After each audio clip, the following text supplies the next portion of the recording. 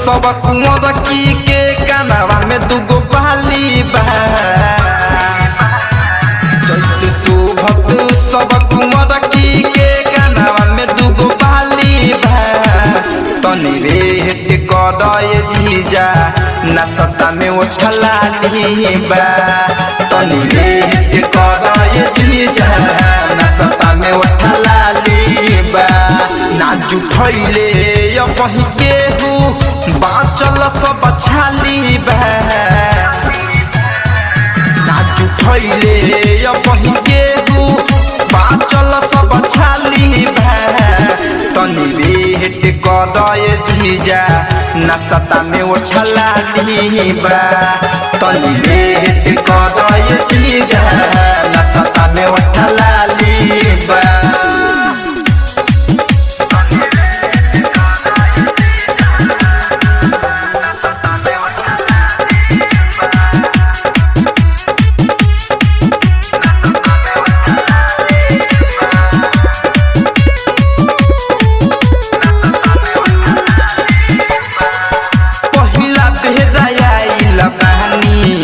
जीजा ससुरारी में गरम हम पड़ोसती हाजर हुआ थारी में।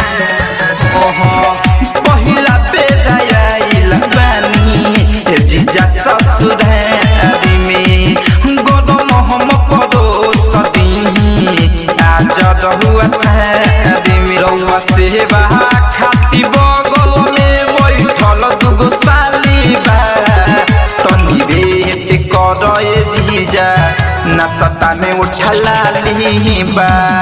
तनी भेट करए जीजा नाश्ता में उठला लीबा।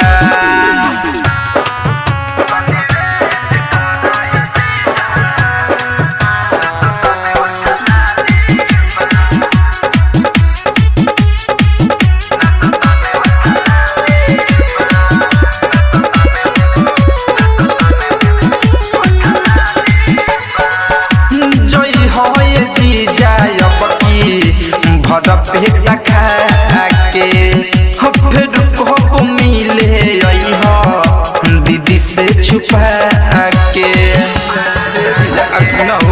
जय हो जीजा भर पेट खा के फिर कब मिले दीदी से छुपा के। जीत जीते दर खालो दूध के ऊपर के छाली बा। तनी भेट करए जीजा नाश्ता में उठला लीबा।